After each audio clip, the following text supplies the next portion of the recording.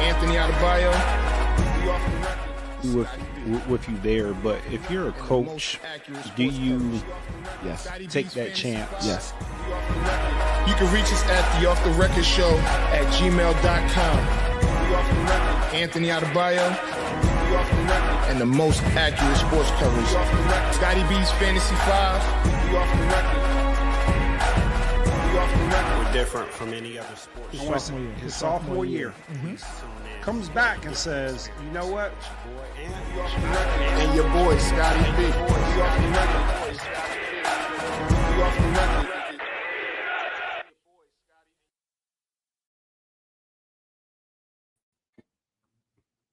Welcome.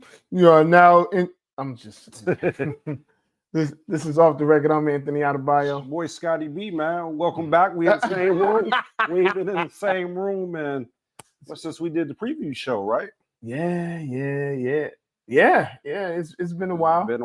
It's been a while. I mean, I've seen you. It's not like we just ain't recorded. So, but yeah, man, we here. We got a lot to talk about. I feel like, there's no delay. You're not on mute, right? It's just better. So, nonetheless, I mean, it's a lot to talk about. Last week we had a guest, Jen Heasley. I thought it was dope. I thought she was great. She, sometimes you like you're like your harshest critic, right? And had a conversation with her, and she was just so hard. I said it was amazing. I said we had a blast. I could tell she was going to be tough on herself because I was talking to her before we started the show, and she was like, "Man, I haven't done this so long," and I was like, "Man, just with like your resume of what you've done, and the shows you've done," I was like, "You'll be just fine." And she loosened up and she was comfortable, and it was good having her and getting her take, man. Very, very funny. I'm glad that she was able to come on the show. Absolutely. Look, man, NFL. It's a lot to talk about. We talked about a lot last week, but we didn't really get into the meat and potatoes of everything that I'm sure you really want to talk about. So, I mean, where do you want to start? I mean, because this is a ton. I got a question. Yeah. Is saying meat and potatoes like cliche? Like, is that like, first, is that a pause? First of all, I want to get into the meat and potatoes. Yes. Yeah. So it is. Am I being immature? No. It's okay. No, you want to talk about immature? Dame Dash. Oh, that's where we starting. No, we ain't gonna start there. Were you able to watch his interview? It's crazy. You know what Dame Dash reminds me of? Tim Jones. They're like one and the same. It's like don't you so at some points it's like you're too old to like do certain things. Like Dame Dash in 2025 shouldn't be acting like Dame Dash in 1996. So here's the thing with him. Okay. And what I've been thinking about since he went on the Breakfast Club is I really, really, really want to see a documentary on Rockefeller Records. And I feel like if you look at like all the artists, like you look at like, I just use Kanye, Jay, Cam, and even though he wasn't an artist, I'll use him. It's almost like that stubbornness can push you into greatness. So you saw like this glimpse of like, okay, he really believes highly in himself, and that's what made him successful at one point in time. I didn't agree with a lot of what he was saying, but there was some valid points that he was making. So, but what made me think about Dame, because we could talk about Dame Dash in this silly interview like all day, was he was responding to Cam this morning, and he told Cam that he can't say pause anymore because he's the one that basically invented pause. And I thought about that for a second, right? Because like Cam and Mace, I don't want to say they're famous for the pause, but they're one of the notorious pausers that notorious pausers is crazy. Yeah, I mean, yeah. Yes, but for him to take credit for that, I thought this is like wow, this nasty work. But when you said pause, or you asked if meat and potatoes was a pause, which is absolutely is a pause moment. The more that I'm thinking about it, it made me think about. I mean, if you want to get to the meat and potatoes, then you get to the meat and potatoes. I'm not getting to the meat and potatoes. Pause. Okay. Pause. Okay. Yeah, I'm good. No I'm meat good. and potatoes. Good. All right. Meat and potatoes. All right. Well, back to football. While we're on football, you're right. The reason why we're here. All right. So it's a lot that's been going on.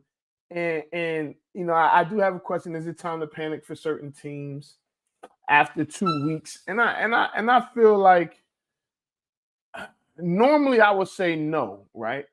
But I do think that there's some teams that should press the panic button.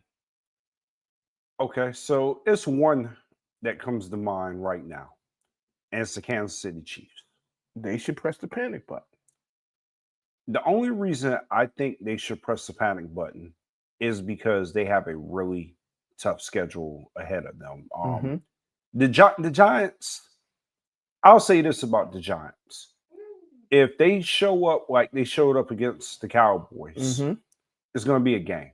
It's not going to be an easy win for the Kansas City Chiefs. But the Kansas City Chiefs, the reason why they have to push the panic button is it's not so much about them. It's about how much better everybody else around them has gotten.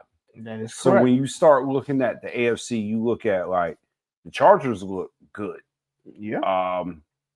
Buffalo is going to be right there.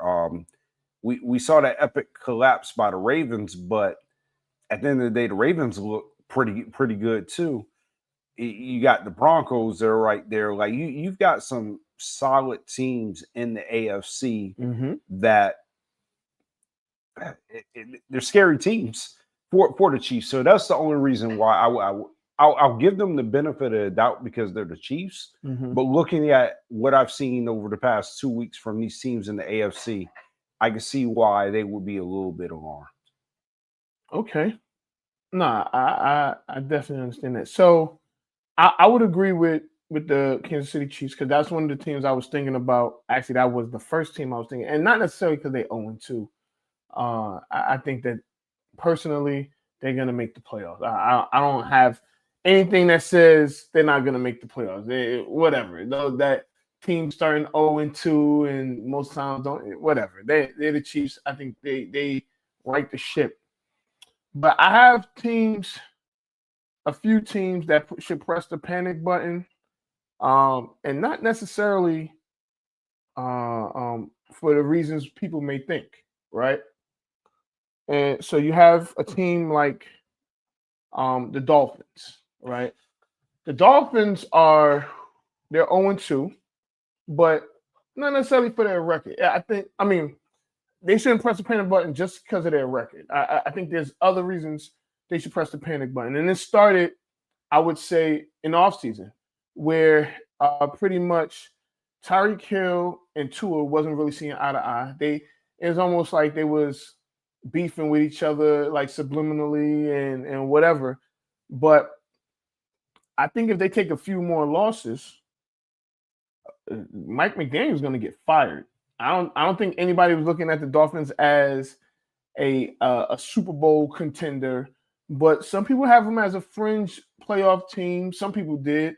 Not me per se, but some people did, and they've been pretty successful under Mike McDaniel. The problem is right now is they don't look cohesive. They look like it's almost like Mike McDaniel has lost the locker room, and he probably has, but you kind of playing the blame game with the GM and the coach, and then you have players saying, who just got traded from there? Ramsey saying he's with a real coach now, or with a coach that's respected. So it's looking like the panic button in Miami is they about to push it. But let's go back to that statement though. Mhm. And I like Mike McDaniel. He coached as an offense coordinator with the 49ers. Mm-hmm. Really smart, sharp offensive guy. Mm-hmm. But to that point, he's not your typical football coach that you think of, right? So you look at, like, we'll say Dan Campbell, Mm-hmm. or we'll say Mike Tomlin, or we'll say he looks like a school teacher. These other guys look like football players, right? Or somebody that or they command the room, right? So one thing when I think about Dan Campbell, mm-hmm. and I think about yourself too, as a coach that's played the game, players tend to relate a lot to players that mm-hmm. have played. I mean, coaches that have played the game, right? So, or you've put in your dues in a different way. Like maybe you weren't a professional athlete, but they could tell you were at college and you right. kind of went through that. Mike McDaniel doesn't ever look like he's ever played football, and then he doesn't have that type of ego personality that says, okay, I'm a leader amongst men. Mm-hmm. I think with him, what was gotten him by in Miami is the fact that he knows what he's doing, mm-hmm. and the players will respect the game plan and what he's able to put together. Right. But like, he's not one of those guys that you would just look at like, okay, is he going to go give them a motivational speech? Right. Does it, like, I even looked at the way that his press conference sounded. It didn't sound like somebody that was really in control. I mean, he started it out like, you win games by winning. It's like, yeah, no shit. You know what I mean? Like you don't have anything else to contribute to that. What was gotten him this far is his development of Tua. Like Tua under Brian Flores. I mean, he would have been a bust. He would have been a bust. Right. But under Mike McDaniel in his system, he's been able to kind of like, he got paid. Yeah. But now Tua looks like he's taking a step back. So you got Tua that looks like he's taking a step back. And it's like, what is your value? So you was brought in to basically develop Tua. Mm-hmm. And now he's not clicking. So to your point, they dropped the Buffalo. That's 0-3. And when you get to be 0-3, that's tough sledding to climb out of. And yeah. And so, and that's why the panic button, because if you don't necessarily, I don't even think you even have to beat Buffalo. I don't think no one's expecting them to beat Buffalo. But I think that if you have, if you go and you look, say the Giants, how the Giants looked last week, or the Jets in week 1, or the Cowboys in week 1, or some of these teams where you think these teams are probably going to lose, but they're competitive, you know what I'm saying, and they have an actual chance to win, then I think that there's not really a lot to worry about. Just clean up some of the things, whatever, it's a loss. You 0-3, you could fight, you could climb your way out of it. We could come together, boom, boom, boom. But if you get dominated and you show no fight, don't be surprised if Sunday or Monday they're looking for a new coach, especially since they have like a semi-bye, since they get that extra 3 days. Don't be surprised if Mike McDaniel gets the axe. I don't think that's gonna happen. I think he makes it out of this season, but I don't know. Not if they continue to play the way he won't make it to the bye week, the official bye week, because at that point he's lost the locker room. They played a little better last week. Tyreek Hill finally got 100 yards receiving, but it still didn't look right. It's still, they played the Patriots, right? Yeah. So it was a close game. It was a division game. Division games are always going to be tough. Now, if you're getting blown out in your division games and there's like no fight. You could, as our good friend Rock would say, you could kiss the baby, and it's a wrap. You about to get the axe. So I feel like the Dolphins are one of those teams to hit the panic button. Two other teams, and again for different reasons, you got the Houston Texans. Now, I understand the Houston Texans. They lost 2 games and they were pretty close, but the problem is their line can't block and they can't run the ball, and their special teams is terrible. So those are three huge factors in the game that they do bad. That they're bad at.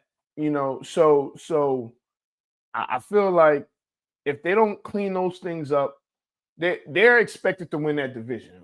It don't matter what Houston does. If they make the playoffs, they're playing the very first playoff game. They're playing at 4:00 on that Saturday, right? So that's where people expect them to be. 4:00 Saturday, wild card round. For the Houston Texans. Let me ask you this, because you just brought up a good point. Now that the Colts are 2 games in, does that change your pick for that division? I picked the Titans, right? Yeah, I picked the Titans. Okay, I believe I went with Houston, and I think Jamal went with the Colts. I can't remember. I do believe Jamal went with the Colts. You're right. They are expected to win that division. That really honestly should have been on paper, if you look at it, the easiest division to determine. Like I felt like you never was sold on Houston, so you took a flyer with Tennessee because it was just like, why not? Look, I tell you what. Ward needs one receiver. He gets one receiver. He might be 2-0. I mean, I think they're looking to just have a top pick again next year. They probably go and get him some get him a receiver, and their defense is actually pretty solid. They're gonna steal some games. Yeah, they're going to steal some games, but the Colts are playing really. The Colts haven't punted this season. Yeah, they're playing really good football. So here's where I'm at with the Colts. I already knew they had a really good team. They've had a really good team for a while. Mm-hmm. They just lacked consistent quarterback play. Correct.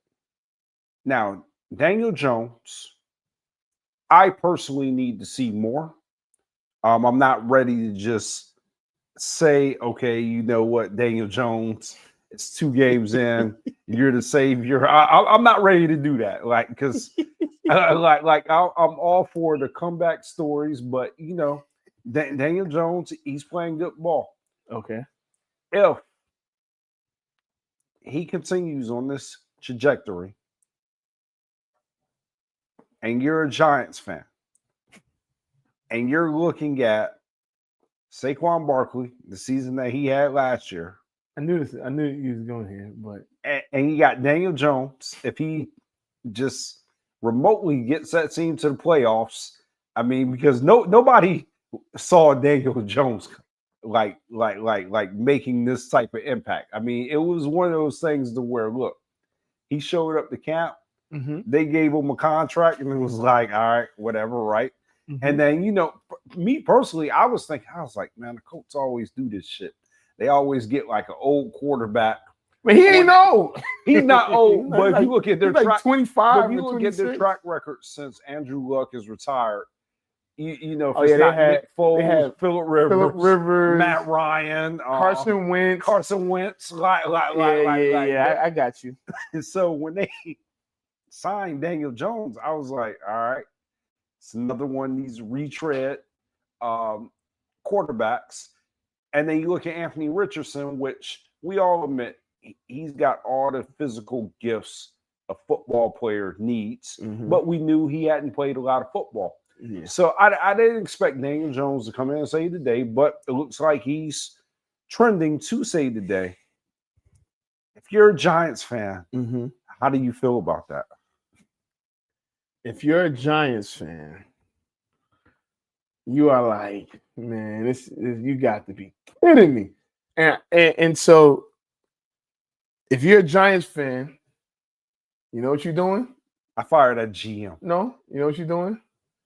You pressing the panic button. You clean the house, and you get rid of everybody. Daboll is out of there. GM out of there.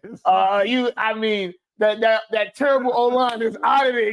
They're gonna press the panic button. Russell Wilson, you're out of here too. They clean the house. If Daniel Jones leads them to the playoffs, everybody's getting fired. Scout team. Scout team. Intern. Yes. The only people that's gonna be there. No. Jackson Dart, the D line, Drew Phillips. Yeah, they keep the whole defense. Yeah. The defense is gonna stay. So you're gonna have a defense. You're gonna have a defense. Andrew Thomas, Jackson Dart, and the water boy. He can stay. Everybody else is out. Get him out of there because y'all don't know what the hell y'all doing. Y'all are over here. Got me. Oh, I'm sorry. And Malik Neighbors. Malik Neighbors stay. Malik Neighbors ain't going nowhere. He man. Him and Jackson Dart, they can stay. Yeah. They gonna play catch. They gonna play catch. And Scatterboo. The fans like Scatterboo. Yeah, So Scatterboo can stay too. Scatterboo ran somebody over in that Commanders game, something serious. I was like, God. But anyway, no. But all jokes aside, if Daniel Jones does if he has a Sam Darnold type year, right? Listen, and it's possible because he's got the right receiving core. He's got a good running back. They have a solid defense in the system. And the system, James Steichen has got him in the right system. Listen, the Colts don't run nothing different than what the Vikings run. And he was in there with Kevin O'Connell for however long he was there. I think it was like half a season. So he's familiar somewhat with the system. They literally if I'm not mistaken, they're on the same tree, right? And they run the same type of offense. So if the Indianapolis Colts win that division and go to the playoffs, then we can see you. That's Xavier, everybody. That's Xavier. So anyway, if they do all of those things and win that division, the Giants need to take a look in the mirror and say, what is it that we aren't doing right? And I think that it's just the decision making. So I think Daboll is just a dead man walking, right? And that's kind of harsh, but it is. I don't think he survives. No matter what happens, they would have to go to the playoffs. Yeah, they would have to go to the playoffs to save his job. I don't think anything. If they make the playoffs, somehow he gets saved. But I don't see how you can justify Daboll surviving when he's been there, and especially if Mike McDaniel's not there, because they started at the same time. He started with the Dolphins same time.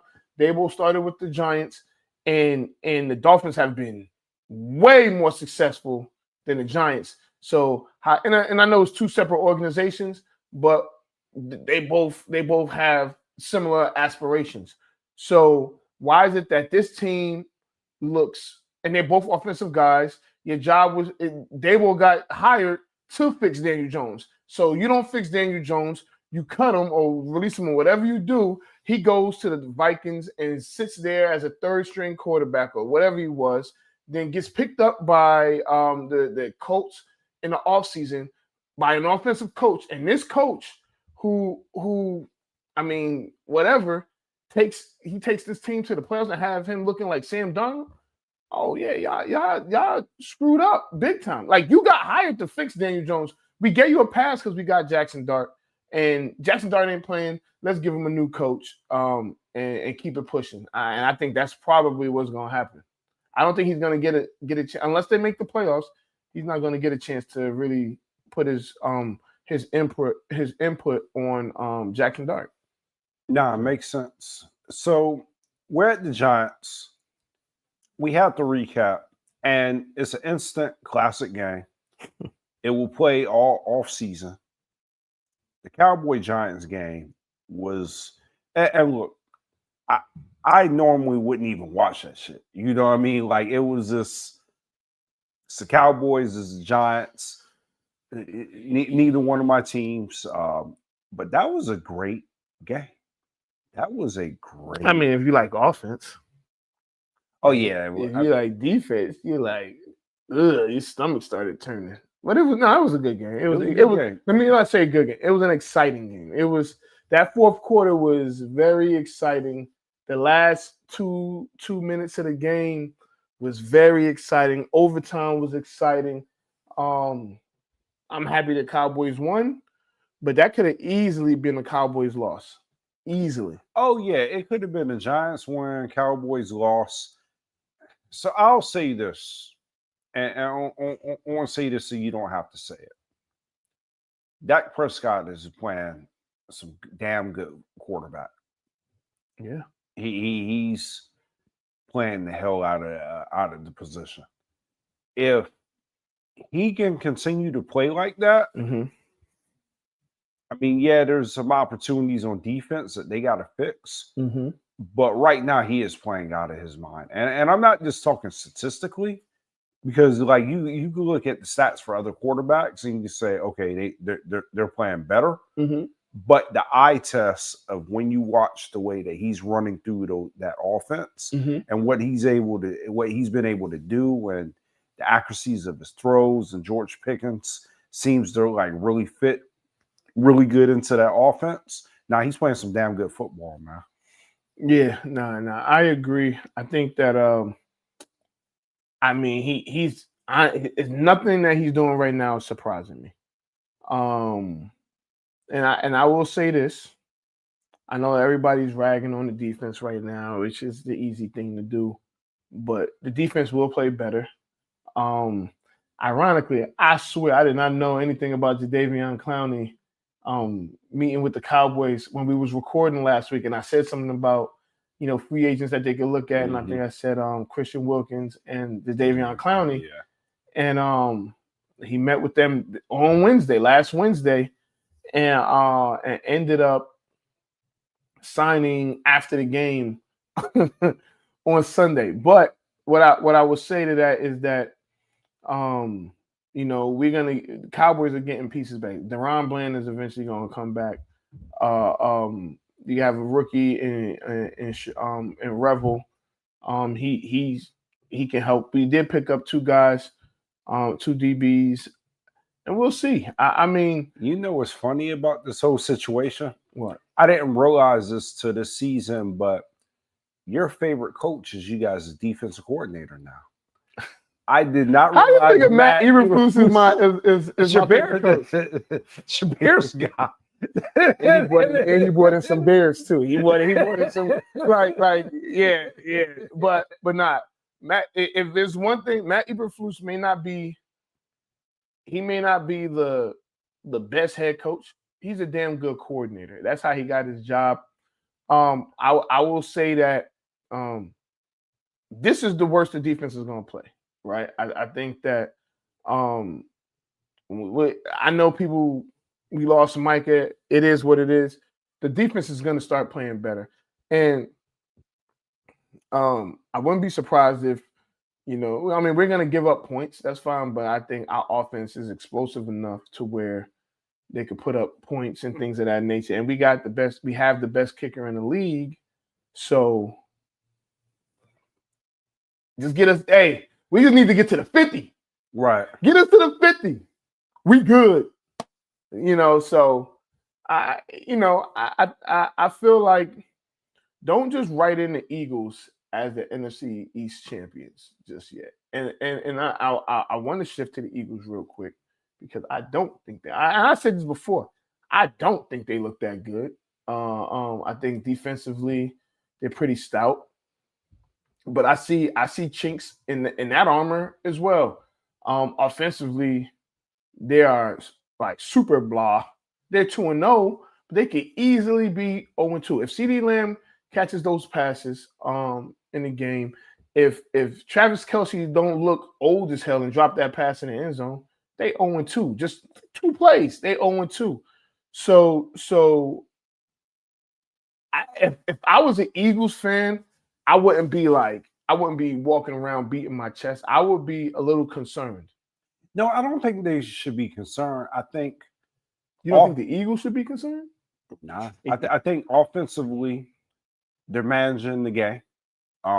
They're getting, even though statistically it's not showing up. I mean, Jalen Hurts is doing a good job not turning over the ball, letting the defense play. I don't. What they're doing is not sustainable. It's not sustainable. That's not managing the game. That is just getting by. The Cowboys defense ain't that great. We just saw them give up 37 points to the Giants.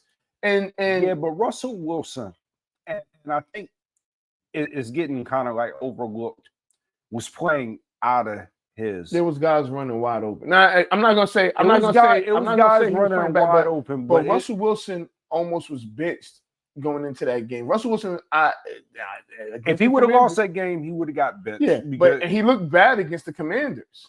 He did lose that game actually on Sunday, but he didn't play bad. So he had a bad interception, but yeah, he played good. He played damn good. Yeah, but what I'm saying is, the Eagles scored 3 points in the second half against the Cowboys. They couldn't run the ball. Their runs came off of QB scrambles. So they don't offensively, they look terrible. I don't you can say they're managing the game. No, I watched both games that they had, and they look terrible. In the preseason, their offense looked terrible. People get a pass in the preseason because everybody's kind of like terrible. But I think eventually they'll figure it out. I don't know. Just like you guys will figure out your defense, I think the Eagles will figure out their offense. I don't know who they got next week, but what I do know is if Jalen Hurts throws for 100 yards again next week and they win, they go to 3-0. Look for AJ Brown to ask for a trade. Actually, I would say AJ Brown is probably going to ask for a trade in the next couple weeks. I mean, because he's a superstar receiver and he has, I think, 5 catches in 2 games, and it ain't that you thought he was a nuisance last year. It's going to be even worse, and don't lose a game. So that's the other thing. They're playing the fine line, because once they lose that first game, it's going to be mayhem. So I will agree with you there. I don't know how long AJ Brown is going to be able to put up with this. Mm-hmm. And I think that this week they're going to make a sort of effort to get him. Sorry about that. My bad. Yeah. I'm trying to find out who the Eagles play next week. Nah, no worries. All right. So what other teams should press the panic button? Because I got one that Chicago. Really? Yeah, I think not, and again, not because of wins and losses. I would say mainly because Caleb Williams, who I think is really good. He has this crazy amount of pressure on him. And the Eagles play the Rams.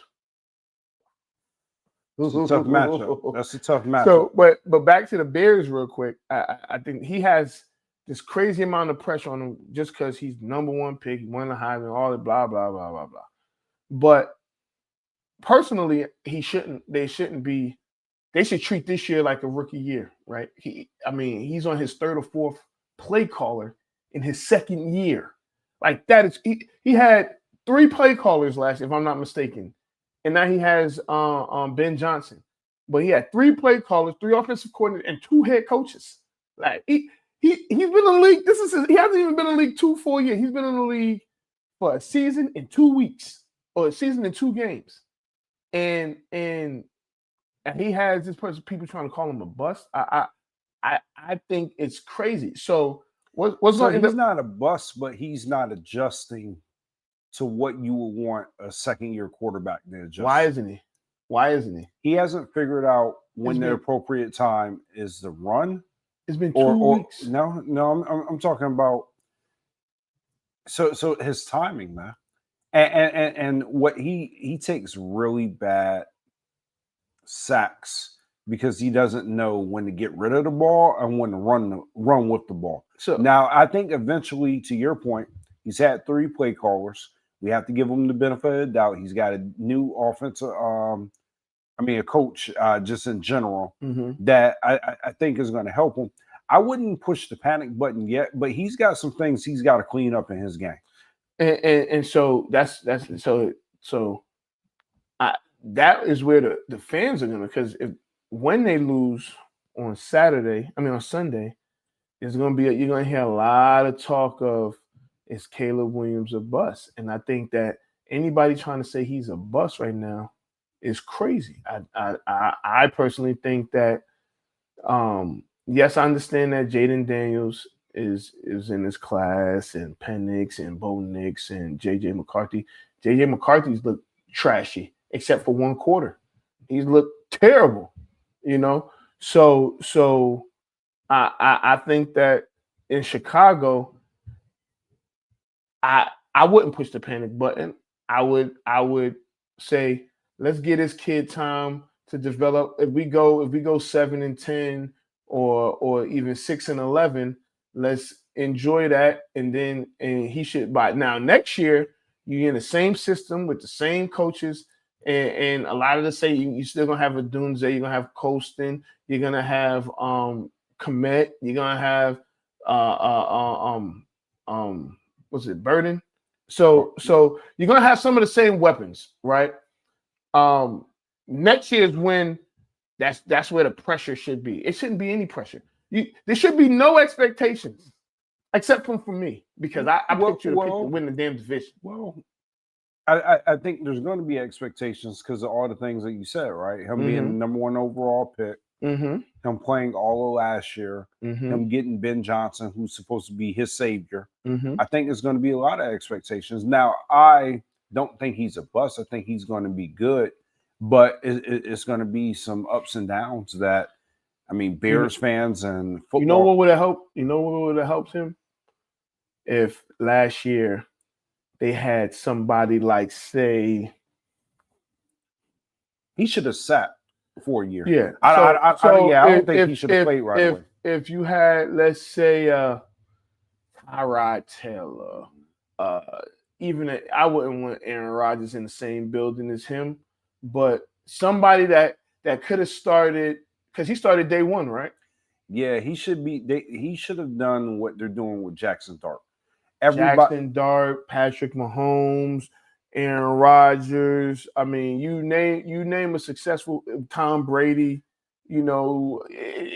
Everybody ain't built to start day 1, right? No, and I think we've gotten used to watching CJ Stroud, who looks trashy right now, but whatever. But he had a really good rookie campaign, and Jaden Daniels was in the same boat to where people see that and they're like, okay, this guy should be. Everybody should fit this prototype of being a day 1 starter, and it's just not realistic. That's not correct. I agree. So let me say the Bears are fringe panic. Like you're not all the way. You're not all the way at the panic. Stop, but you're close, and you shouldn't be. I don't think that the Bears should panic. But forget about teams. Let's talk about some of the teams that look damn good. I'm gonna give you 3 teams that look damn good, and you tell me what you think. So I got Buffalo. Buffalo, the Chargers. Of course, there's other teams and the Buccaneers. I think those 3 teams. I won't even include the Ravens because they looked a little shaky. Chargers look like they're going to win the division. There's still a lot of football left, but the Buccaneers, man, to go on the road the first 2 weeks and have pretty much game-winning drives. Baker, man, Baker is hey. I know I was tough on him in his first couple of years, but he is him and that rookie from Ohio State, the wide receiver, Ibuka. Yeah, he's a dog. And Chris Godwin got one. Yeah, I know he's sitting there thinking like, I need to get healthy. I need to get healthy. Yeah, yo, what is happening? I need to get healthy. Yeah, because your spot is gone. Yeah, gone. I think that So I know I picked Atlanta to win this division, and it's still going to come down to Atlanta and Tampa Bay. It's really early in the season, but Tampa Bay, man, they looked like their defense. I know Todd Bowles is a defensive guru, but I was watching some of the stuff and some of the calls, the defensive calls that they did with the blitzing and the fake blitzing. It was like, man, he's a genius. But they just look like an all-around good team. I think Buffalo, they are. I don't know who's going to stop Buffalo. If the Ravens couldn't do it, the Jets damn sure couldn't do it. The Dolphins not going to do it. I don't know. You look at their schedule, and you if say, they stay healthy. And we're assuming health. We're assuming James health. Cook and Josh Allen stay healthy. It's going to be tough to beat them. It's going to be really, really, really, really tough to beat them. So I'm gonna run down this. Their schedule is they are made. So they got the Dolphins tomorrow at home. Then they got the Saints, right? So that's what that would be 1, 2, 3. That's 4-0. Then they host the Patriots. That's not going to be easy, but you would get them the game, right? After the Patriots, they go to Atlanta. Would you get at a win, or is that they in Atlanta? Is a tricky team. Yeah, because I'll be honest, Michael Penix. Don't kill me when I say this. Oh boy. He had an up and down. One week he looked really good, and one week he looked all right. I have to see more from him. I'm not saying that's fair. I'm not saying that he's not capable, but that team is going to go based off of his success. So are we giving them that game? That's a Monday night game too. Yeah. So you got to give Buffalo. All right, Buffalo wins that. Then after Atlanta, they go to Carolina. Yeah. After Carolina, now they host the Kansas City Chiefs November 2nd. They hosting the Kansas City Chiefs. You still got to give them that game. Damn. Okay, so now they still undefeated. I don't even know how many. Let's see, 3, 4, 5, 6, 7, 8. So they 8-0 at this time. Now they go to Miami November 9th. Give them that. So it'd be different if they play Miami in September. It's a big difference. November Miami is they cooking. So all right. So then after that, they host the Tampa Bay Buccaneers. And that might be their first roadblock. But they're home. Yeah, I think the Kansas City game, you can never count Kansas City out. But Josh Allen, he looks different this year. Lamar Jackson, even though they took an ugly loss to Buffalo, looks different. Justin Herbert looks different. He looks entirely like a whole different quarterback. I say that to say that I think they feel like if they're going to have success, it's got to start this year. I think the Chiefs right now, people are looking at them, they're like, okay, they've dominated us. But if there's a year that we could beat them, because everybody's watching the Eagles, right? Everybody watched the Eagles beat them in the Super Bowl. Yeah. As ugly as that loss was, and people can say what they want, they still beat the Chiefs, right? So they're looking at the Eagles, okay, you semi-showed us the blueprint. And then you start to get into what weapons do they really have, right? So you look at Travis Kelce, you brought it up. So the receivers, they're not what they used to be. The run game's not what it used to be. So it's all really on Patrick Mahomes. And yeah, he's figured it out in the past, but it gets a little old trying to figure it out without any guys that you can go to. Like, he's got to make his players better at all costs to win. It's all on Patrick Mahomes' shoulders. So if you look at Josh Allen, or if you're Josh Allen, you're Lamar Jackson, or you're Justin Herbert, or you're the Broncos, or you're some of these other teams, you're looking like, I think my team might be as good as them. And I think my team could beat them. So I think they're growing more confidence. And yeah. So you got them beating the Chiefs. Yeah. All right. And you got them beating the Bills again. I mean the Dolphins again. Yeah. So that would be 9-0. So Buccaneers is what? At Buffalo in November. So for that game, because I don't believe they're gonna go. We got other games, and I want to get a. You know what? I want to give them that game too. You know, so they 10-0 at this point. 10-0. They host. I mean, they go to Houston. I want to give them that game. 11-0. They go to Pittsburgh. I want to give them that game. Yeah, 12-0. They host the Bengals. I'm giving them that game. Panic button, by the way, Bengals. After they host the Bengals, so that at this point they are 13-0. They go to New England. Shit. Give them that game. You giving them that game too? Give them that game. New England. So they 14-0. They go to Cleveland.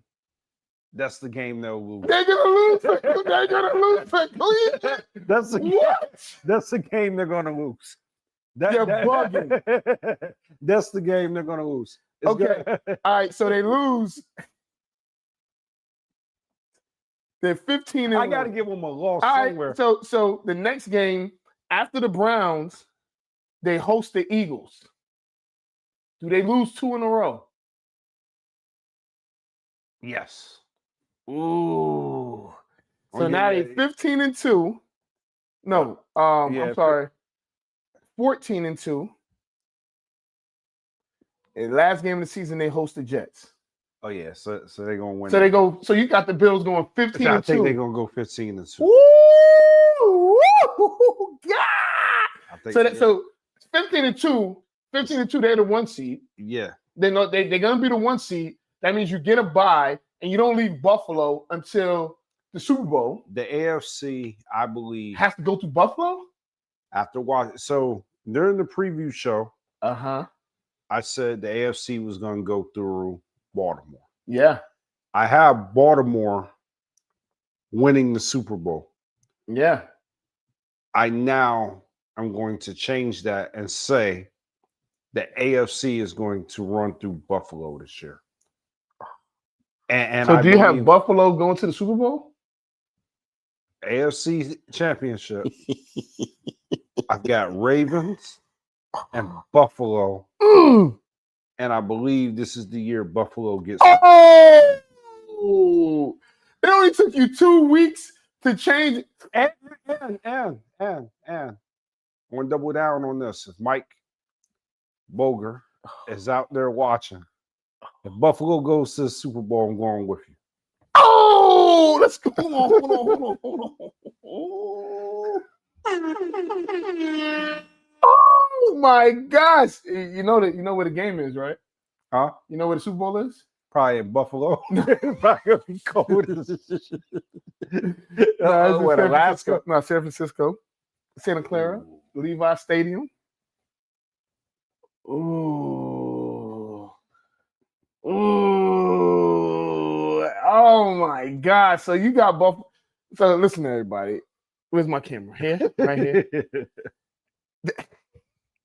So it hasn't even been a month. He literally just picked the Ravens to go to the Super Bowl. And it took 2 games for him to change his mind and say Buffalo's going to the Super Bowl. Okay, I'm sticking with the Ravens. Look, I watched the interview with Josh Allen, and I don't know what it is this year. He got that killer instinct in him that I have not seen before, and it's a quiet, it's a different. I'll tell you, all the quarterbacks I've seen with this instinct. I've seen Justin Herbert. You look at him, it just looks totally different. You got Lamar. He's got a different pep in his step. Mm-hmm. You got Josh. He's got a different pep in his step. I'll throw you for a surprise. Dak has a different pep in his step. And the last one, and I hate to ever even admit this, and I'm mad that this is even on camera. Baker Mayfield has a different pep in his step this year too. Those 5 quarterbacks you have to look out for, because it just looks, when I watch that game, Okay. it just looks different. When I Yeah. watch those 5 teams play, to where it's like, all right, if these guys stay healthy, it's going to be tough. They're going to have spectacular seasons. Okay. Yeah, it's going to be tough. It's tough Mhm. sledding, man. I can't really disagree with that. Those probably the 5 quarterbacks that are playing the best this year. I can't really think of anybody. I mean, I guess some could say Jordan Love, but So Jordan Love looks different too. yeah, Um, he ran a cornerback. I was like, oh, Look, that game that he played against the Commanders, yeah, he played a really good game, but he left a lot out there that he's going to clean up. mm-hmm. Jordan Love, yeah, I mean, so I got the 3 NFC quarterbacks. So Jordan Love, Dak, and Baker. Mm-hmm. And then the AFC, I'm putting my money on Herbert, Lamar, and Josh. Damn, that's a good 3v3 right there. You know, Yeah, those teams. Because I mean, there's other teams out there. It's still early, but it is tough to beat a team when you've got a quarterback that is firing on all cylinders. Got that look in their eyes. They got that look. Because when they have that look, they're going to get you 3 games that you probably wasn't even supposed to you get. probably should have lost. And So let's go back to the Giants and Cowboy game. Mm-hmm. Watching that game, Cowboys should have lost. Yeah, But it was just a different pep and Dak. Because look, I'll be honest. Mm-hmm. Most people would have said, if Dak would have lost that game, or he would have threw an interception, they would have been like, yeah, it's the same Cowboys. It's the accident waiting to happen. But the new Dak, I don't think it's a new Dak. well, the improved Dak came out there and said, hey, look, we not losing this game. Yeah, We're going to go get it.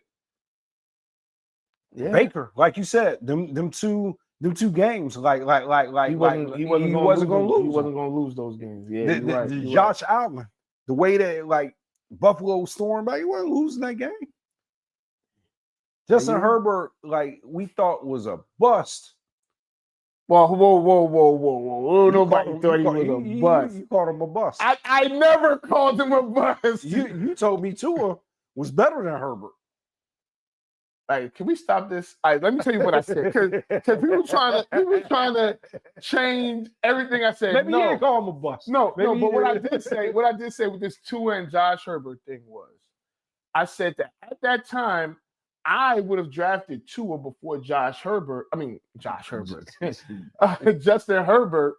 because in college Tua did X, Y, and Z, and Justin Herbert ain't really do much. Their last years in college, both were super talented. They just Justin Herbert didn't really have that good of a team around him, and Tua was hurt and stuff like that. But I felt like Tua I thought they both were good. But at that time I would have drafted Tua before I drafted Herbert. Now, what I have been saying the last few years is that Herbert is getting all of this praise of potential and hasn't really shown it, because he went to the playoffs once in his whole career and had a 27-point lead and lost, but nobody holds that over his head. If that would have happened to Dak, they would have still been talking about that. You know what I'm saying? So it's like, and that didn't happen that long ago. It was only a couple years ago. So I was just like, when is Herbert going to be held accountable? And And that was a fair question. Yeah, that was all I was saying. I never said that he was trash. And really, honestly, until they got Jim Harbaugh, everybody was asking the same question. So Jim Harbaugh was able to, Who you wanted fired, but whatever. not at the pro level, Yeah, nah, because he hasn't been there long enough for me to. yeah, you want them fired from Michigan. I'm glad they don't listen to you. You I wanted them want- fired. You wanted them fired during the COVID year. That you should be ashamed of yourself. I'm not. They had a bad so year. so it's interesting, right? And it's interesting that you bring that up. I was in the gym this morning. I have a Okay. Michigan mug, and there was a guy. He You brought walks a in. mug to the gym. I always do. It's like a You water mean like a tumbler? Yeah, like Like the a- tumbler. like a yeah, water it's got, bottle? but it's got Michigan around. Thank it, you. I Right? don't say a damn mug. You're like Mug, you drinking mug, coffee yeah, with your pinky up. or Well, I something. could probably drink coffee out of this, right? But guy walks in. He's got a Uh-huh. Michigan hat. Okay. Ultimately, And- that just sparks conversation. Yeah, sparks right there. conversation. We Okay. start talking, and he shared my opinion on Jim Harbaugh. He shared my concerns with Shamar Moore. So you found one person. Well, No, not the, But- not the but- more part, but but what he agreed with is, and he had been watching Harbaugh for a while, is he's a very conservative coach. Now, right now, that's working for the Chargers, and it may be the magic formula. you think the Chargers are conservative? Jim Harbaugh is a They are conservative. effective. They are They're, effective. they're effective, right? Mhm. But hear me out, right?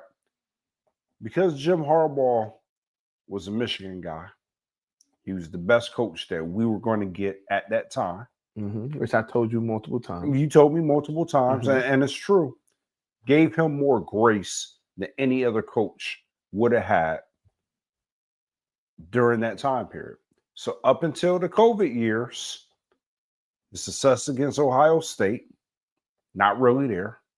He was building a program, but because it was Jim Harbaugh, he was allowed to do that. And eventually, he got the ring like he needed to do. Shout out to him because he got it done. He shut up all his critics, but a lot of people, deep Michigan fans that would tell you Harbaugh probably would have gotten the axe had he been named Anthony Adebayo. If his name was Anthony Adebayo, and he was Why coaching are you giving me Michigan. fire? Yo, that's crazy. What? Yeah, and, Yo, how you gonna fire? and he was coaching Michigan. Our impatient fan base would have gotten rid of him. Can I say something? Yeah, go ahead. So You, let's you'd not have got act. 2 years. Hmm? You would have got 2 years. You wouldn't have got the 5 or the So 7. let me say this. Before Harbaugh got there, it was a mess. It was a mess. No, it was a mess. It was a mess. We could barely win 8 games. No, Brady Hoke Had won one 10. good year. He Yeah, had one good year. He won 10. I His believe first he won- year, Yeah, no, and that was it. well, he won 9 the year that I think he was fired. No, I'm probably wrong, but I honestly I think, think we Brady Hoke- went like 6-6 or something like that, or maybe 8-4. He definitely didn't win 9 games. it might have been 8-4. It wasn't a non-winning season, but if you have the opportunity to get Jim Harbaugh, you have to get him. I agree. So I'll say this. Jim Harbaugh is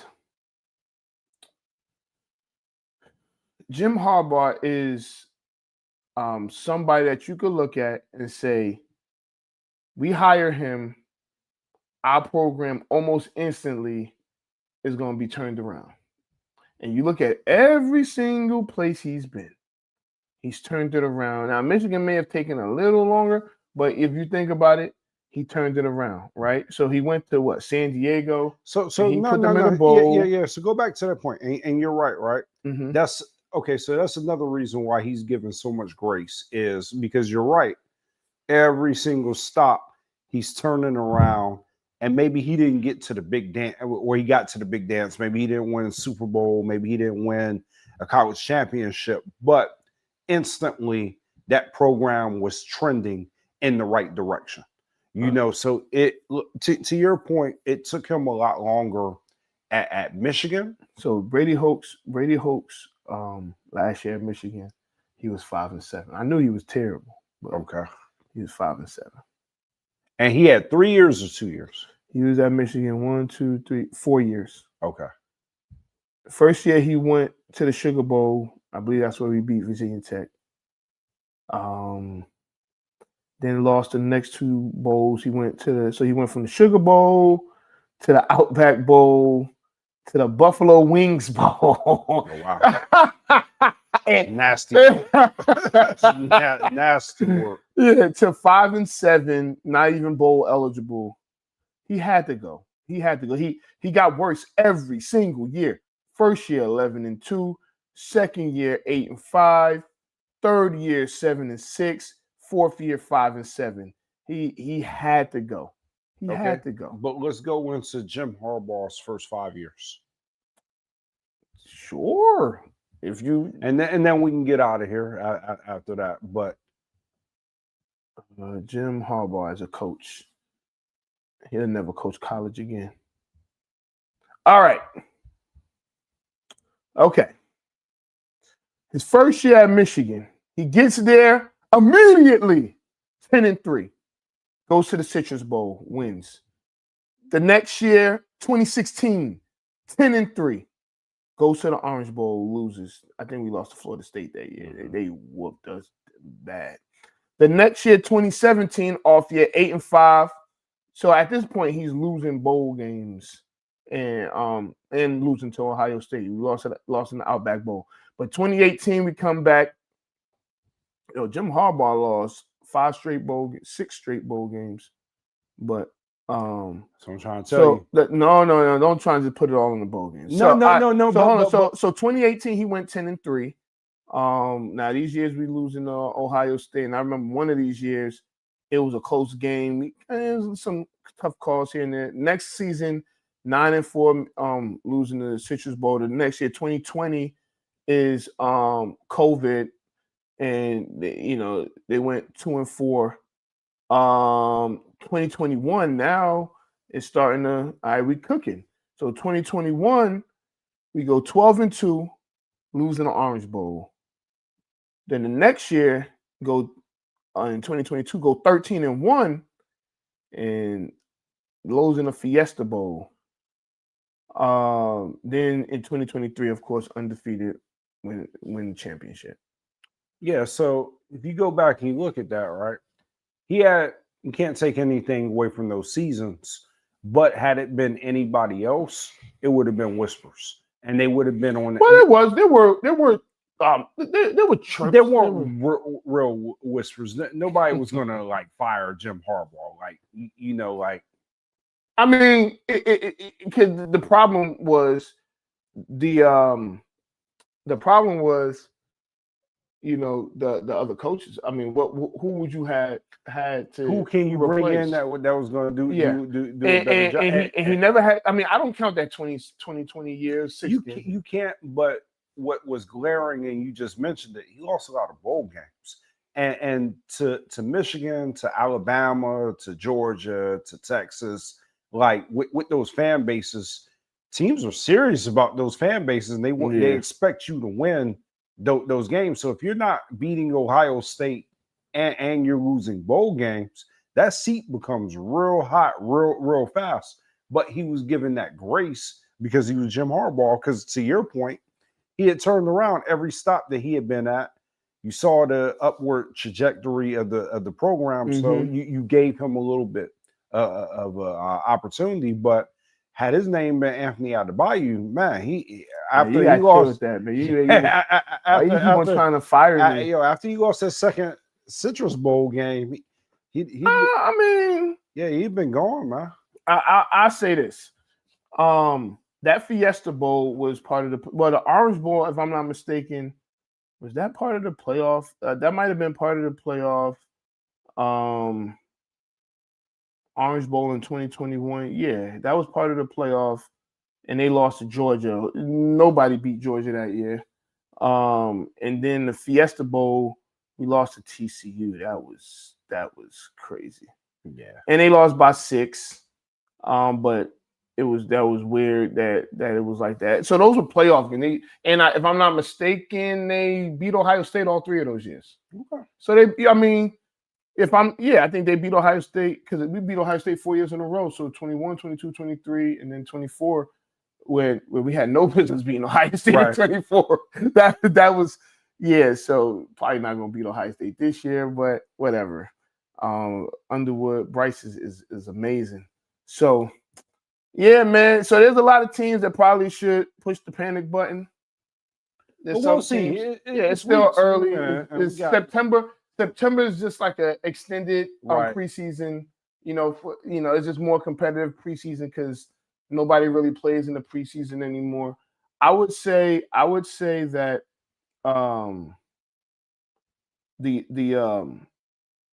there's teams that are going to shock a lot of people. I'll leave it at that, and I'll bring it up again. We ain't got enough time, but I'll say this last thing before we get out of here. Don't just write in the Eagles winning the NFC East. I'm gonna leave it at that. All right, because we'll yeah. So yeah, but we out of here. Next week, same bat channel, same bat station. I think I said that wrong. Nonetheless, this is Off the Record. I'm Anthony Adebayo. Your boy Scotty B. Yeah. Anthony Adebayo. With you there, but if you're a coach, do you take that chance? Yes. You can reach us at the Off the Record Show at gmail.com. Anthony Adebayo, and the most accurate sports coverage. Scotty B's Fantasy 5. We're different from any other sports. His sophomore year. Comes back and says, you know what? And your boy, Scotty B.